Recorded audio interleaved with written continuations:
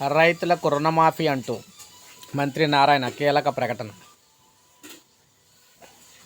రాజధాని నిర్మాణం కోసం సేకరించిన భూమిని త్వరగా అభివృద్ధి చేస్తామని ఏపీ మంత్రి నారాయణ తెలిపారు. 3 ఏళ్లలో అంతర్జాతీయ విమానాశ్రయం, క్రీడా ప్రాంగణం పూర్తి చేయాలని సీఎం చెప్పారన్నారు. తూళ్లూరు మండలం వడ్డ మానులో 2వ విడత భూ సమీకరణ ప్రక్రియ ప్రారంభించిన సందర్భంగా మంత్రి మాట్లాడారు. రాజధాని ప్రాంత రైతులకు రుణమాఫీ చేయాలని చెప్పేసి ఎమ్మెల్యే శ్రావణ్ కుమార్ కోరన్నారు. ఇప్పుడే సీఎం చంద్రబాబుతో మాట్లాడారని, దానికి అంగీకరించారని చెప్పారు. ఈ నెల 6వ తేదీ వరకు తీసుకున్న రుణాలను మాఫీ చేస్తామని మంత్రి ప్రకటించారన్నమాట.